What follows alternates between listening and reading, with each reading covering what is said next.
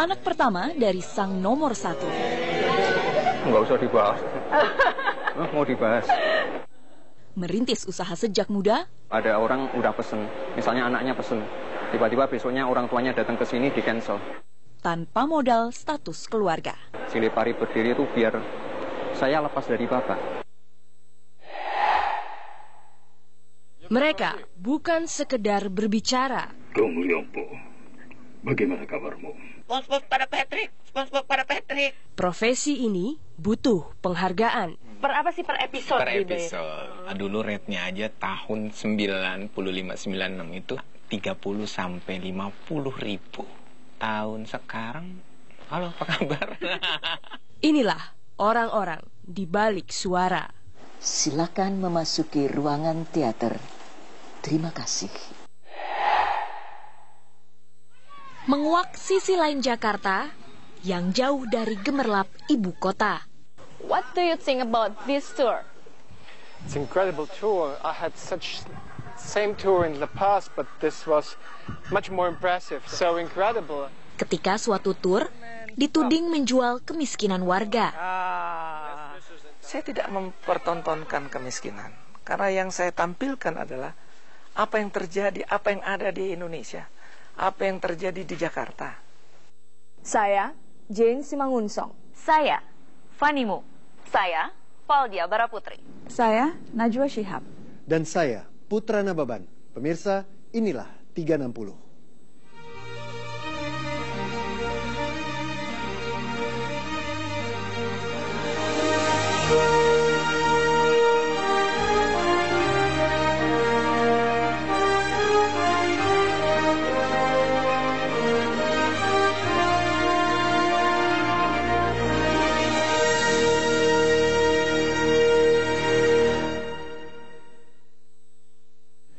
Bagi pengusaha muda yang ditemui Valdia Baraputri, bisnis bukan hanya pintu kemandirian finansial, tapi juga cara untuk lepas dari bayang-bayang nama besar orang tua. Ia adalah Gibran Rakabuming, putra pertama dari Presiden Republik Indonesia Joko Widodo. Bisnis makanannya dirintis dari skala arisan. Status anak presiden tak membuat Gibran terhindar dari pengalaman pahit berdagang. Ditambah lagi, larangan keras dari sang ayah yang tak mengizinkannya menerima pesanan dari kalangan pemerintahan. Valdia Baraputri menghadirkan sosoknya untuk Anda. Sebenarnya bukan tidak dibolehkan sih, tapi ya kita pengen sama-sama enak aja. Bapak jalan, saya jalan. Kan tujuannya ini berdiri kan bukan untuk cari proyek ya. Jadi kita Cili Pari berdiri itu biar saya lepas dari bapak. Jadi percuma kan saya bikin perusahaan sendiri, tapi ujung-ujungnya minta tender ke pemerintah kan. Ya. Itulah sepenggal kisah seorang pengusaha muda yang berusaha lepas dari nama besar sang ayah. Gibran Rakabuming Raka, putra sulung Presiden Republik Indonesia Joko Widodo. Khasnya Cili Pari itu masakan Jawa Solo ya, yang identik makanan manisnya. Ia memulai usaha catering sejak 5 tahun lalu di Solo. Sang ayah, yang saat itu masih menjabat sebagai wali kota Solo, melarangnya berjualan di kalangan Pemkot. Tapi hal itu tak menghentikan bisnis pemuda 27 tahun ini untuk terus berkembang. Mengapa akhirnya yang dipilih ini bisnis catering? Kenapa, Mas? Ini soalnya bapak dan ibu itu punya gedung pertemuan. Dan itu sudah 10 tahun berjalan tanpa catering. Padahal di setiap pernikahan ya, biaya yang dikeluarkan itu paling besar di makanan. Jadi bisa dikatakan ini awal Cili Pari itu dari gedung ini ya? Biasanya dalam 1 minggu atau dalam 1 bulan, berapa event yang ditangani? Kita dalam 1 minggu kapasitas 10.000. 10.000, eventnya? Itu bisa 7-8 gedung. Begitu ya. Jadi dalam 1 bulan itu bisa puluhan ya? Ya, itu belum termasuk yang kecil-kecil ya, misalnya seminar, meeting, ulang tahun, itu belum termasuk. Menyandang status sebagai anak wali kota, hingga kini sebagai anak presiden, tak membuat bisnisnya langsung melesat secara instan. Setelah Mas Gibran berniat untuk membuka catering gitu ya, ini kan suatu yang cukup besar juga untuk menjadi bisnis pertama kali begitu ya. Apa langkah pertamanya? Kita awalnya kecil-kecil aja. Kita awal-awalnya ini untuk kantor 50 orang, 100 orang. selanjutnya jadi 1.000 orang, 2.000 orang, 3.000 orang. Awalnya 1 gedung jadi 2 gedung, 3 gedung. Awalnya cuma Jawa Tengah, akhirnya sampai ke Jawa Timur. Bertahap aja, Mbak. Sang anak pejabat tinggi negara ini juga tak terhindar dari kerugian dan kerja keras. Adakah pengalaman yang menurut Mas Gibran pengalaman pahit dalam berbisnis? Banyak. Misalnya dulu ya waktu awal-awal Bang itu sering tuh ada orang udah pesen. Misalnya anaknya pesen. Tiba-tiba besoknya orang tuanya datang ke sini di cancel. Padahal sudah disiapkan. Karena tidak percaya. Jadi catering itu sebenarnya kita bukan jualan makanan, jualan kepercayaan. Kan kita kapasitas ribuan, nggak mungkin orang menghabiskan uang ratusan juta untuk catering yang masih baru ya. Itu sangat susah itu. Penjualan dari mulai sales call door to door saya jalani dari klien-klien yang sebelum saya bergabung sini, dan itu pun tidak banyak, yang mereka juga belum percaya itu banyak.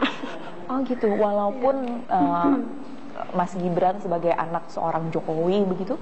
Iya, tapi kan beliau sendiri juga, Mas Gibran juga kalau bisa nggak usah bilang kalau saya anaknya Pak Jokowi wali kota Solo, saya pun kan juga nggak bilang. Anak-anak komplit. Mau lihat?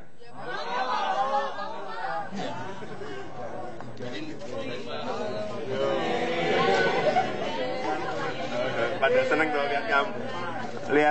Lihat Gibran seneng semua. Hah? Ya, tiap hari kerja terus. Pengangguran apa ini ikut?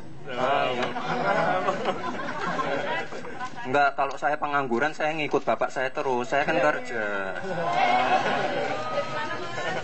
Kemarin kan di di salah satu media itu saya dikatain apa? Anak haram toh, karena nggak pernah ikut kampanye. Nggak, kalian ke Solo, kalian lihat aktivitas saya kayak apa? Orang sibuk, orang punya pekerjaan. Pada kemunculannya pertama kali di publik, Gibran memberikan kesan sebagai pribadi yang keras, angkuh, dan tak bersahabat. Sewaktu Bapak terpilih menjadi presiden, itu sepertinya ada yang membuat Mas Gibran besar di depan media. Itu sebenarnya apa yang terjadi? Nggak usah dibahas. Mau dibahas? Ya, memang Mas Gibran itu orangnya belak-belakan seperti itu ya? Iya. Jadi langsung mengatakan apa yang Mas Gibran rasakan atau bagaimana? Ya orang kalau diusilin pasti marah lah. Apakah itu juga dibawa dalam berbisnis? Ya karakter orang lain-lain. Namun, kesan yang ditangkap publik berbeda dengan kesan yang dirasakan rekan-rekan kerjanya. Seperti Moni Wibowo, yang telah bekerja sama semenjak catering yang menjadi bisnis utama Gibran baru dirintis tahun 2010. Sebagai owner dia udah punya karyawan banyak, itu kadang dia diam-diam pakai itu hand glove, kaos tangan plastik yang untuk pegang makanan itu loh. Dia tahu-tahu udah jalan sana jalan ke sini ikut ngambilin piring. Kalau ada pas klien tahu ternyata kok ini putranya Pak Joko, ternyata ownernya itu anaknya toh gitulah, dia ambil piring nggak ada yang ngerti kan. Begitupun dengan Topo Broto, seorang prias pengantin yang bergabung setelah bisnis catering Gibran mulai merambah ke usaha penata acara pernikahan pada tahun 2011. Mas Gibran tuh memang orangnya cool begitu ya Bu ya? Iya. Memang selalu seperti itu? Iya, seperti itu memang. Saklek, ketawanya, mahal ya. Waktu Bapak jadi gubernur tak salami ya. Pokoknya kan bukan saya, kan Bapak yang jadi, saya biasa-biasa aja gitu. Mas Gibran begitu. Ada tidak perbedaan waktu Pak Jokowi sebelum jadi presiden dan sesudah? Tidak ada, sama sekali. Malah kita yang ini kadang-kadang pakai ya, Mas Gibran sekarang kan sudah putranya presiden, jangan gitu toh Bu, gitu kadang-kadang. Ya saya kadang-kadang juga nggak enak, tapi beliaunya itu biasa aja. Bisnis catering yang telah berkembang menjadi bisnis penata acara pernikahan ini telah menjangkau luar kota Solo hingga Jawa Timur. Kesibukan Gibran semakin bertambah dengan mengelola kafe barunya di Solo. Kalau sekarang kita bisnis kecil-kecilan sih, kita punya mini cafe gitu. Kita fokusnya ke martabak manis. Kita udah cabang ketiga ini. Serta les bahasa Inggris gratis untuk siswa SD hingga SMA, yang dalam 3 tahun ini telah tersebar di 14 wilayah kota Solo dan sekitarnya. Jadi kita ada undangan seperti ini, Mbak. Ada undangan seperti ini yang mana nanti anak-anak kita bagikan situ satu persatu, jadi mereka membawa teman. Jadi nggak cuma segitu orangnya gitu, jadi tambah banyak gitu kan, jadi tambah mengasihkan belajar. Listia Vidya beserta tim Cilipari English Program menggunakan rumah warga atau balai serbaguna seperti ini untuk kegiatan belajar mengajar. Tapi sasarannya itu seperti apa? Kalau sasarannya kita tidak mengenal jenjang, jadi maksudnya tidak mengenal status sosial. Intinya kalau anaknya antusias mau belajar, ya ayo kita belajar bareng. 1 tahun yang lalu.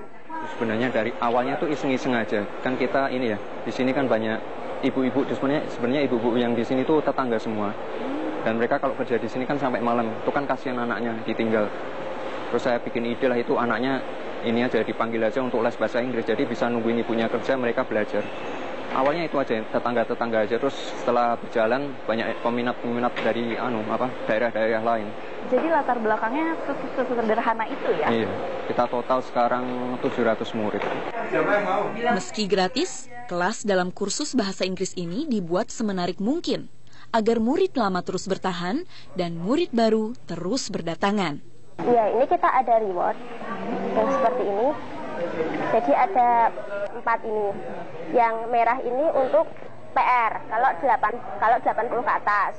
Bintang kehadiran itu adalah bintang hijau. Kalau ini untuk speaking sama writing.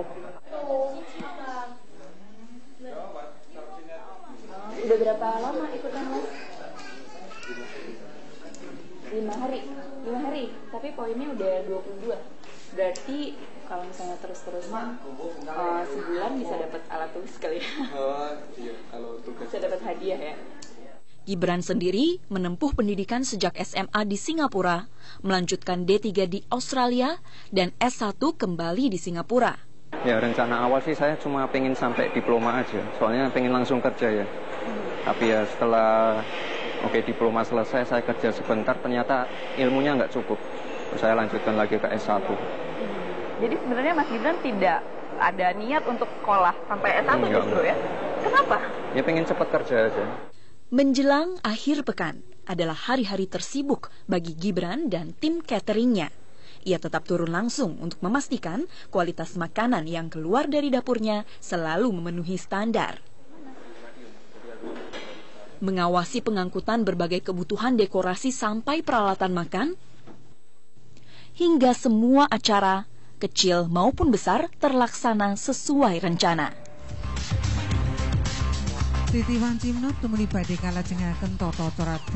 Bagi Gibran, penting untuk memulai usaha sejak muda. Namun untuk itu, ada lagi hal yang menurutnya lebih penting, yakni semangat dan mental baja saat menghadapi setiap kegagalan, terlepas dari status dan latar belakang keluarga. Harus jalan terus, nggak boleh nyerah. Kalau gagal, coba lagi. Gagal lagi ya coba lagi. Ya itu aja sih. Welcome to this what we call it is Luar Batang Village.